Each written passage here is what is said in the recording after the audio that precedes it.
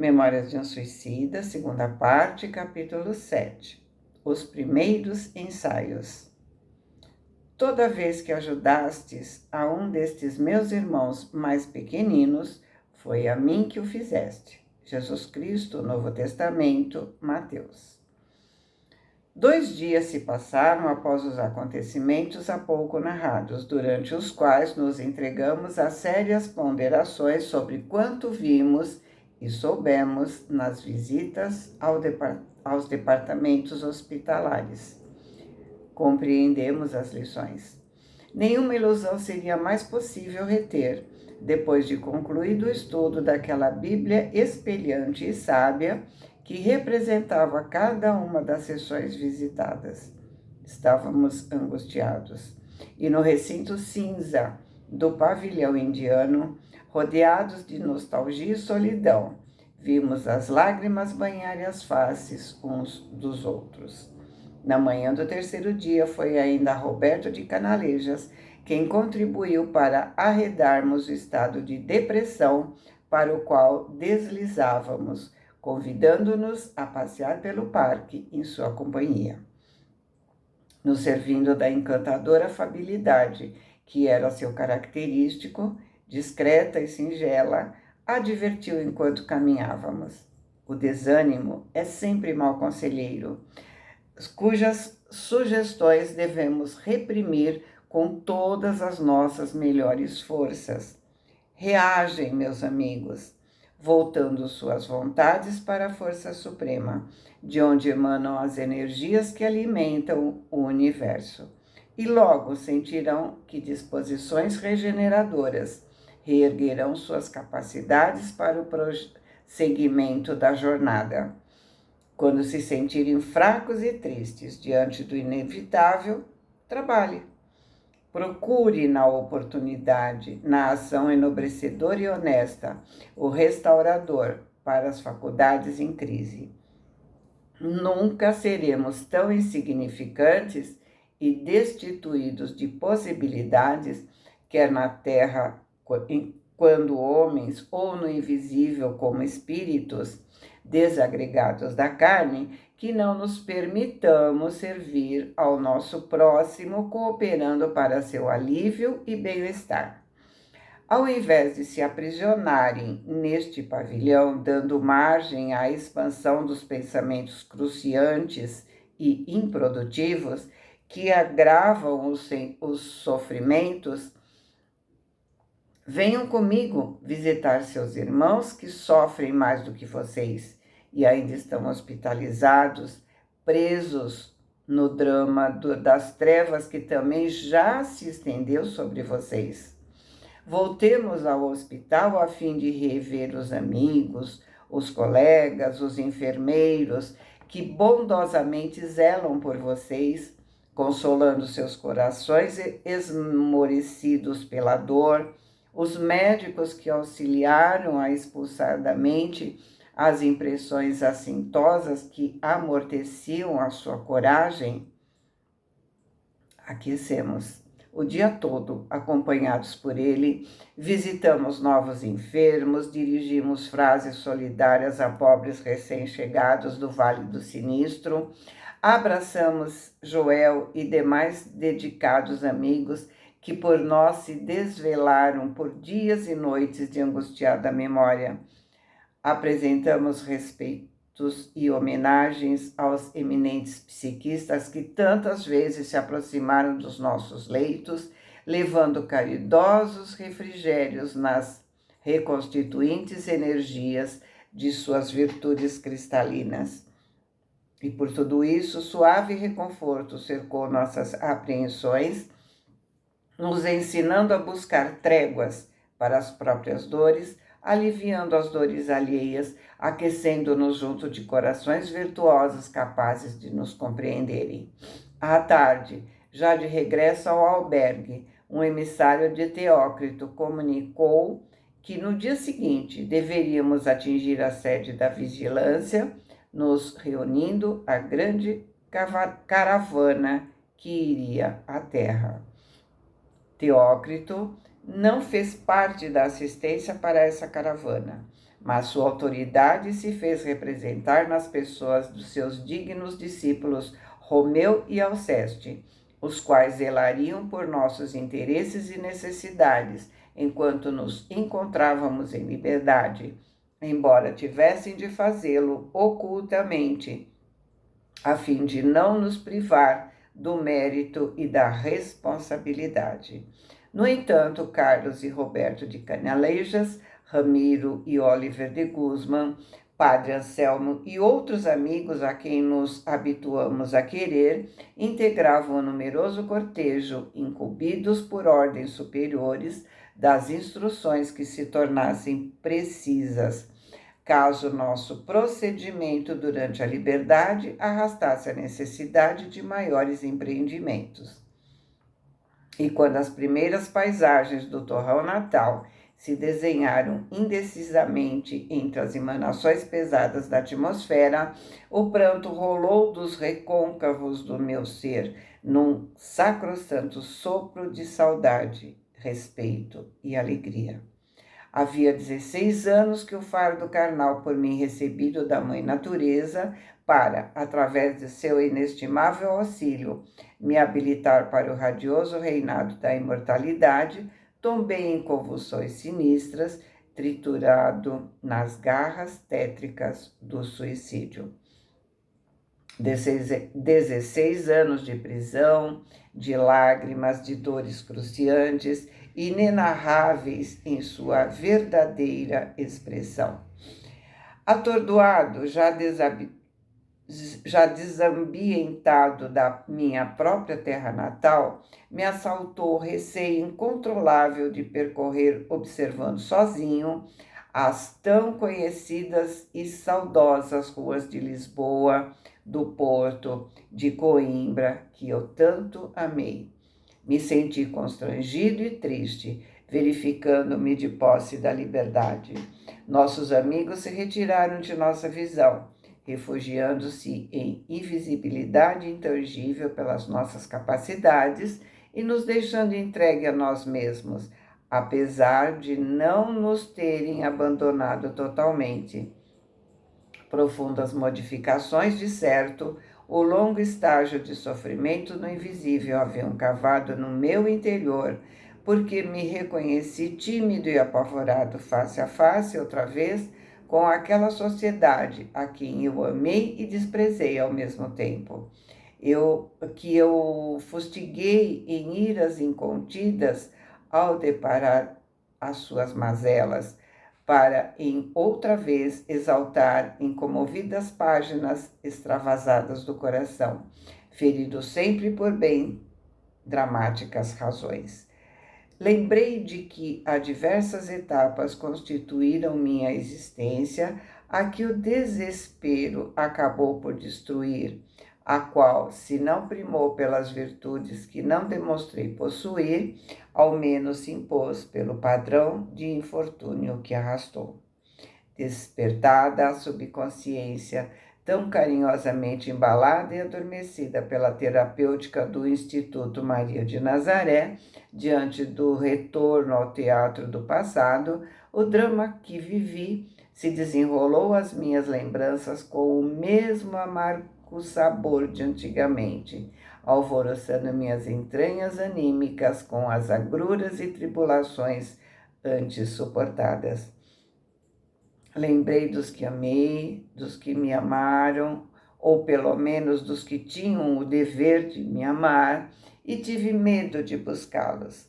As desilusões sofridas por Jerônimo Silveira encontravam-se ainda muito vivas em minhas recordações, para que imprudentemente me lançasse a provocá-las para mim, visitando sem muito ponderar o velho lar, os amigos, a parentela de quem eu apenas tive fugidias notícias, por jamais receber delas demonstrações saudosas, através dos bons votos que me dirigissem em fervor de uma prece. Então, me vali da afeição de Belarmino, a quem eu conheci nos dias de desgraça, suplicando-lhe que não me abandonasse antes, marchássemos juntos, nas idas e vindas que pretendêssemos. Pois Mário lá se foi à cata de noticiário da esposa e dos filhos, dos quais jamais soube no invisível até aquela data. O antigo professor de línguas se deixou envolver por idênticas impressões. Conservava-se mudo e compenetrado, enquanto eu dava elasticidade ao pensamento, externando-o por todos os motivos. Voltei com ele ao antigo solar, que o viu nascer e vicejar, onde desfrutou o convívio amoroso da família que tanto o prezou, e por cujas salas atapetadas o vulto de sua inconsolável mãe parecia ainda mover-se alucinadamente, desde o momento em que o viu extinguindo-se com os pulsos seccionados. A quinta, Formoso, já não pertencia aos de Queiroz e Souza. Nem lá se encontrava a amorosa velhinha que ele agora, os remorsos transpirando do fundo da alma, buscava com aflição, inconsolável por não ter jamais notícias, quando todo o seu ser vibrava em ânsias de saudades. Viu o antigo professor de dialética chorar diante da lareira, posto de joelhos no local justo onde antigamente se conservava o balanço da velha senhora, a suplicar entre pranto aflitivo e comovedor sua presença saudosa, ainda que por alguns instantes, a fim de que se amenizasse em seu peito a dor da enorme saudade que torcia sua alma. Ele a procurou por toda parte, onde supôs encontrá-la, como peregrino desolado. Porém, a amorosa velhinha, para quem vida, alegria e felicidade se resumiam nele, não era encontrada em parte alguma. Até que ideia desconcertante lhe apontou a derradeira possibilidade. Dirigiu-se ao jazigo da família, onde repousavam as cinzas de seus antepassados. Sua mãe, de certo, também lá estaria. Com efeito, o nome adorado lá se encontrava gravado na pedra tumular ao lado do seu próprio nome. Belarmino ajoelhou-se então à beira do próprio túmulo e orou por sua mãe, desfeito em lágrimas. Entardecia quando, silenciosos, descemos a encosta do Campo Santo atapetado de flores. Procurei, à medida de minhas possibilidades, levantar o ânimo do amigo querido, e enquanto vagávamos pelas ruas, observei, esforçando-me por parecer confiante e consolativo. Será fácil deduzir quanto ao destino da sua veneranda mãe, ó meu amigo. Com certeza não estará enclausurada naquela gaiola de mármore e podridão, pulverizando-se com os últimos elementos materiais que ali se encerram, uma vez que nem você se encontra lá.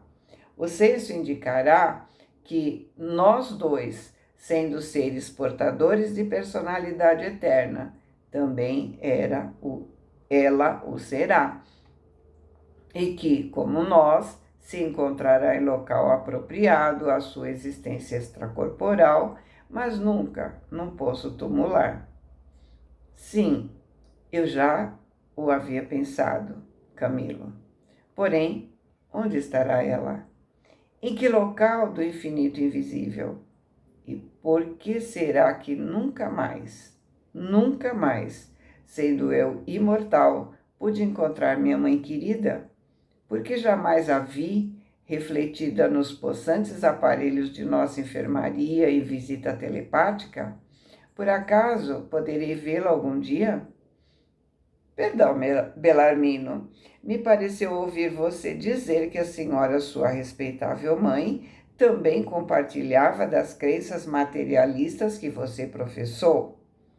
Então, como você poderia querer que vivesse a orar por você, fazendo-se refletir na sensibilidade de um medidor de vibrações espiritualizadas, para me servir das explicações dos nossos caros amigos da colônia? Indaguemos antes do seu paradeiro ao doutor de Canalejas ou ao nosso Roberto. Quanto a mim, não anteponho dúvidas à possibilidade de a rever.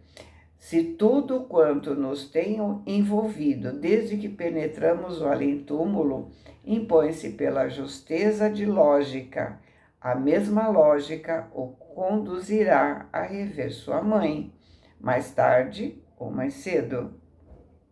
Sim, perguntemos ainda uma vez aos doutores de Canalejas. Quantas vezes já o fiz, esquivando-se ambos a respostas decididas? Mas onde os encontraremos agora? Não deixar endereços. Esperemos então até encontrá-los. Sejamos pacientes. Amigo de Queiroz e Souza, em 16 anos de desgraças surpreendentes, creio que aprendi rudimentos da sublime virtude denominada paciência.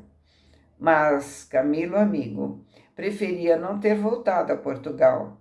Sinto-me intranquilo e triste. Embora sentíamos fadiga e queríamos descansar, onde, porém, achar abrigo? O decoro, o respeito ao domicílio alheio nos inibia buscar hospedagem em casas estranhas. Quanto aos velhos amigos, não nos podendo receber, tornavam-se ainda mais respeitáveis para nós, por não desejarmos participar de sua intimidade como intrusos ou indiscretos.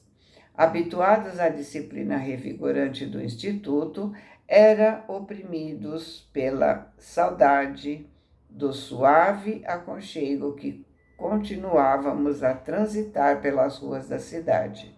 Incontrolável tristeza anuviava nosso coração, ao passo que o crepúsculo derramava nostalgia em redor, avolumando as sombras e as impressões que nos chocavam. Belarmino sugeriu nossa hospedagem em uma igreja, cuja nave repleta de fiéis convidava francamente a intrusão. No entanto, repeli a sugestão, fiel à antiga incompatibilidade com os representantes do clero. Numerosos locais foram, em consequência, lembrados, mas tanto os indicávamos como imediatamente eram rejeitados. De repente, como se o fraternal desvelo de Teócrito nos observasse através dos espelhos magnéticos, acompanhando nossos passos como fez a Jerônimo, ideia salvadora iluminou minha mente e bradei feliz. Fernando. Sim, Fernando de Lacerda, o protetor inesquecível, cujos caridosos pensamentos de amor e de paz, diluídos em cintilações de prece, tantas vezes me visitaram no desconsolo apavorante do casebre de trevas, onde minha alma espiava a ousadia de se haver antecedido a determinação da justa lei. Sim, Fernando, o coração boníssimo, que continuava incansável e piedoso como ele só, a me cativar com suas constantes visitas mentais, seus abraços amoráveis convertidos em irradiações benéficas de novas preces para novas conquistas de dias melhores para o meu destino. Não ignorávamos o domicílio do velho amigo, nem a repartição onde exercia seu honesto trabalho, nem o local onde se reunia, de preferência, para experimentações científicas e culturais, a que, ao lado de atenciosos companheiros, empregava os melhores esforços, por já o havermos visitado quanto da primeira vez que logramos descer à terra. Nos dirigimos para seu domicílio, ali nos abrigando discretos e humildes, ocupando o cômodo acima do telhado. Água furtada, que se diria apropriado pelo invisível para hóspedes de nossa categoria. Água furtada é uma parte do telhado constituído por uma aresta inclinada, delimitada pelo encontro de duas águas que formam um ângulo reentrante, ou seja, para onde convertem as águas que caem sobre o telhado. Por esse motivo também é conhecido como calha ou rincão. Alguns dias de permanência ao lado de Fernando e seus pares foram suficientes para me readaptar aos acontecimentos terrenos, me reambientando na vida social, mas não foi sem sensível constrangimentos que o fiz. Sinceramente saudoso do convívio sereno e leal da sociedade invisível a que já me habituei. Largamente confidenciei-me com o precioso médium tão benquisto em nosso instituto. No suave abrigo oferecido pelas águas furtadas, reuni ideias e deliberei realizar um programa com vistas à efetivação das recomendações de Teócrito. Antes de tudo, deveria voltar a esclarecer aos meus antigos amigos, colegas, editores e até aos adversários, que o suicídio não me tirou a vida, nem a inteligência, nem a ação.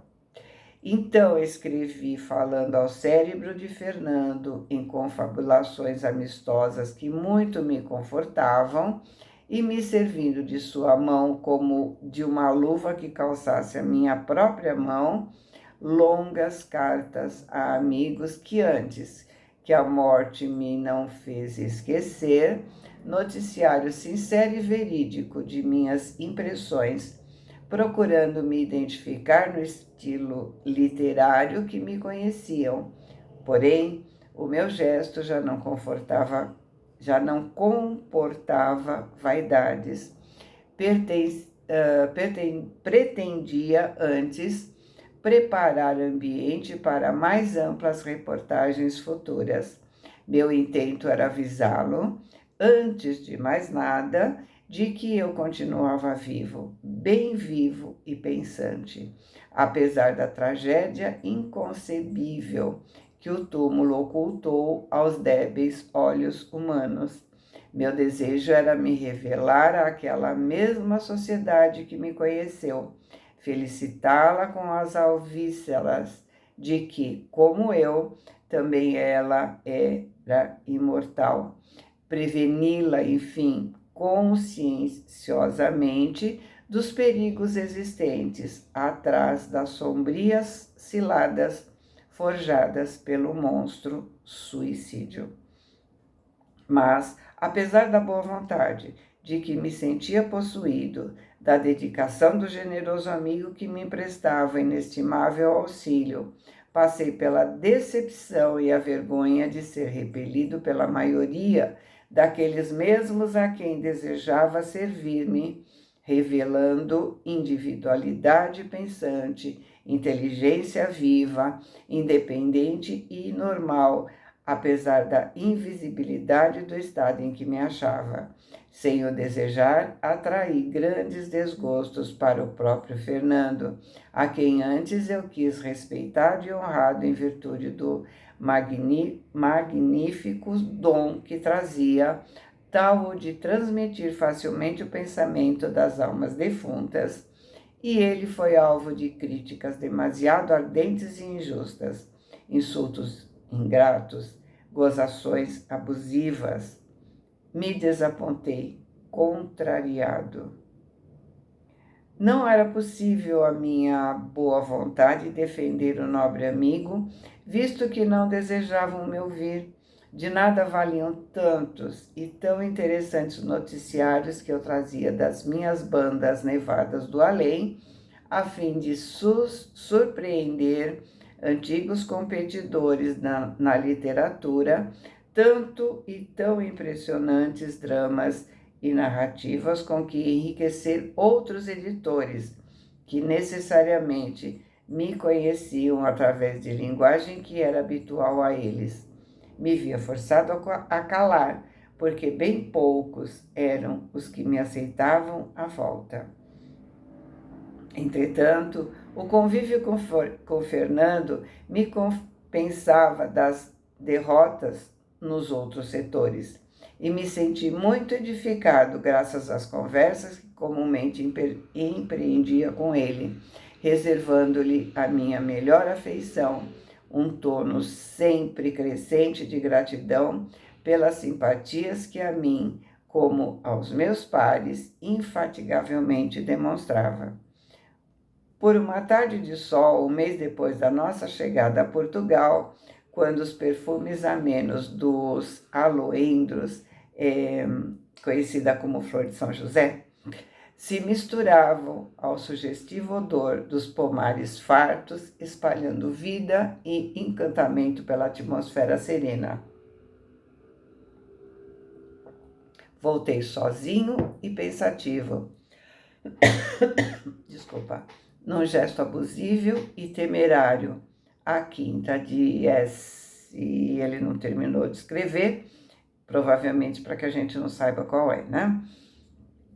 Recordações doloridas se erguiam como doentes obsessores a cada palmilhar pela estrada macia e gelada, e o passado se impunha pouco a pouco, sacudindo de minhas lembranças as cinzas do esquecimento que os lúcidos favores celestes haviam espargido sobre minhas dores, assim aliviando-as para novamente crucificarem o meu coração.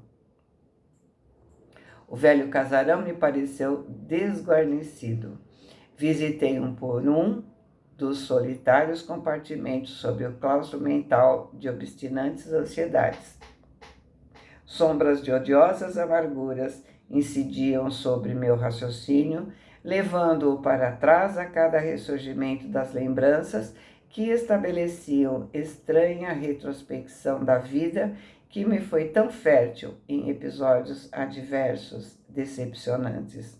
Panorama autêntico do que havia sido o meu viver, com lutas e responsabilidades imanentes a cada dia, desenvolveu-se milagrosamente em minha consciência, superexcitada pelo fenômeno da introspecção voluntária, obrigando-se a sentir novamente a humildade, sofrer e reviver integralmente o que para trás me torturou, causando minha alma, e suores de agonia brotavam das sutilezas do meu ser astral, denunciando à consciência a completa ausência de méritos que naquele instante melindroso me consolassem com honrosos consentimentos. Dir-se-ia que os episódios evocados pelas emoções saciadas no ambiente em que vivi, pensei, agi e impregnei de forças mentais deletérias, se agigantavam a minha hipersensibilidade momentânea, transmutando-se em fantasmas tirânicos que me deprimiam quando deixavam de acusar. O insuportável convívio da intimidade doméstica que as antigas paredes testemunharam, as desarmonias e incompatibilidades constantes que me tornavam a vida oceano conflagrado, o peso lúgubre de pensamentos viciados por insatisfação doentia que a tara neurastênica arrastou à completa desorganização nervosa, a desolação das trevas que se confirmavam, tapando a luz dos meus olhos, que cegavam a longa premeditação que para o desfecho sinistro, o desespero supremo, a queda final para o abismo, tudo se ergueu assombradamente das entranhas do meu eu, sob as sugestões pesadas do ambiente deturpado que presenciou os últimos dias da minha existência de homem. E, grandiosa faculdade, que tanto premia como pune a consciência, tais sejam as ações desempenhadas que hajam fotografado em suas sensibilidades. Revi, sentindo os seus efeitos, até mesmo as últimas cenas, isto é, os grunhidos macabros da morte aniquilando antes do justo prazo, aquele fardo que me foi confiado pela solicitude divina como sagrado depósito para a recuperação honrosa de um passado desventurado, carregado de vergonha. Desorientado, tomado de crise atordoante, perdi a memória do presente, embrenhado que me deixei ficar pelos espinheiros do passado, como absorvido por infernal demência retrospectiva, e entrei a branir réprobo, que foi, nas convulsões sinistras do antes, a ulular e gemer, a blasfemar e chorar o pranto satânico daquele para que se extinguiram a esperança de consolo, a trégua para repousar e refletir. E porventura, quem ali ainda residisse ou pelos arredores passasse então e pudesse dilatar os dons psíquicos, percebendo a tragédia por mim rememorada, afirmaria que 16 anos depois da minha morte, ali me pressentia ainda, entre gemidos e lamentos, de incontidas dores.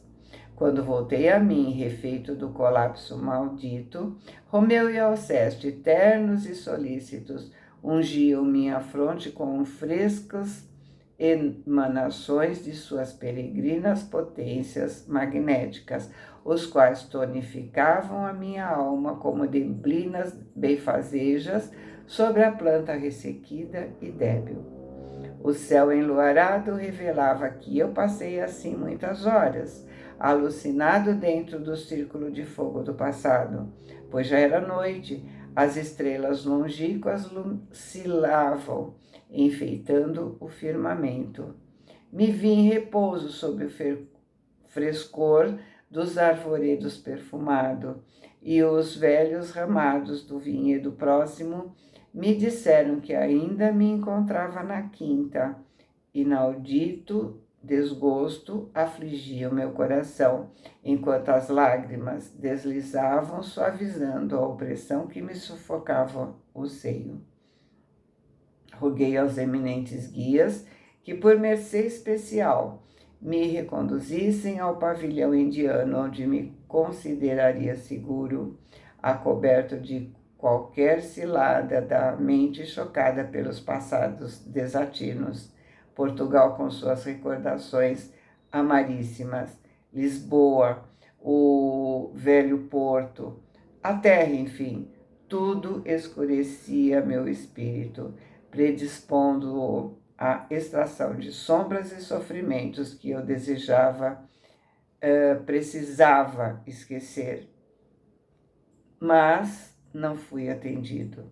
A benefício de minha própria reabilitação moral, os nobres mentores me asseveraram que eu deveria realizar algo naqueles mesmos ambientes, como testemunho das capacidades de renúncia e desprendimento adquiridas para novas incursões nos planos espirituais, os quais nem eu, nem tampouco meus pares, havíamos verdadeiramente atingido até então, apesar da repugnância infligida pelas atormentadoras recordações locais. Comovido até as lágrimas, emiti então ardente súplica, imitando diante das pesadas responsabilidades que me sobrecarregavam. Nobres e queridos mentores, então me indiquem o que seja lícito tentar, a fim de aliviar as torturas mentais que intoxicam as minhas energias, empobrecendo minha vontade.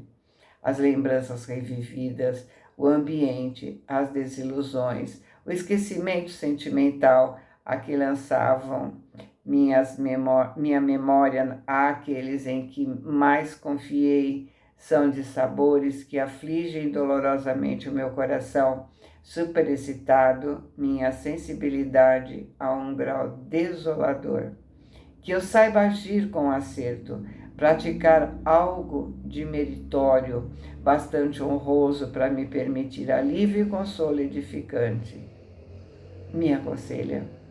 Proferida a minha súplica, enquanto as imagens formosas dos dois jovens se afinavam cada vez mais, rarefazendo-se sob os raios opalinos do crescente lunar que romantizava a paisagem, ouvi que me respondiam com uma interrogação. Quais foram as advertências de Roberto ao seu grupo na véspera da descida para essas instruções?